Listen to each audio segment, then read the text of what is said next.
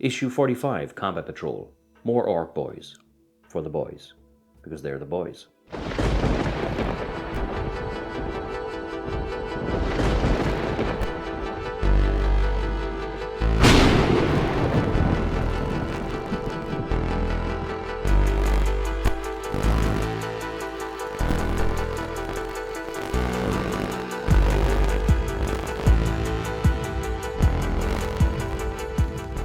Hello and welcome to The Lucky Roll, an eclectic channel for eclectic games, and today we're going to be looking at issue 45 of our continuing series of Hachette Collection's Combat Patrol. Now this issue comes with 10 more Orc Boys. Now it was only 2 issues ago that we had a different 10 Orc Boys, but this one again, because it is heavy on minis, is light on lore. Nevertheless, you get a how to build guide, so if you missed the other one, don't worry, you can still build the miniatures you have. You have a how to paint guide, which goes up to a fairly good level with all the paints that you have.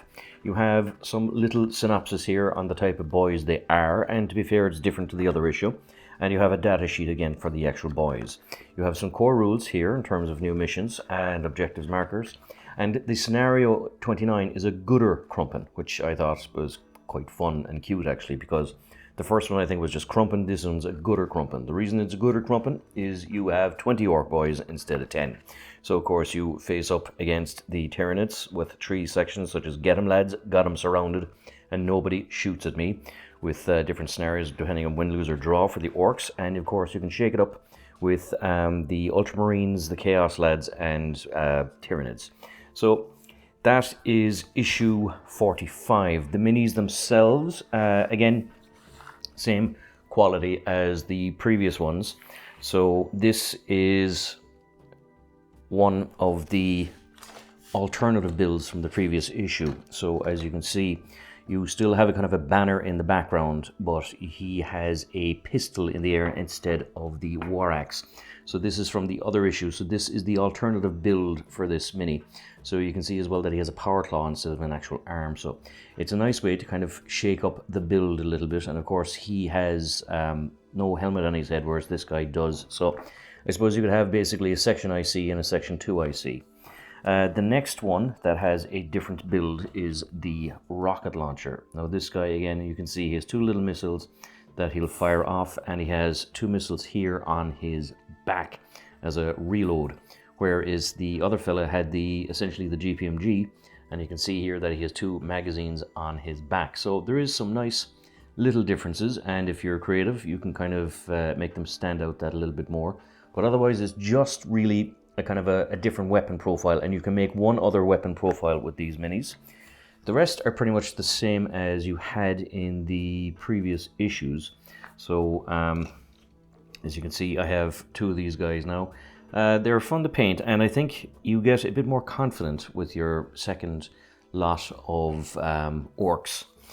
But again, beautiful little models. I felt a little bit more confident doing these ones because I had kind of worked on the previous ones. I was faster, and because I knew my design and wasn't struggling through it, I was able to just kind of get the job done. The paint I've been using is Uruk Flesh. There are different orc paints you can use.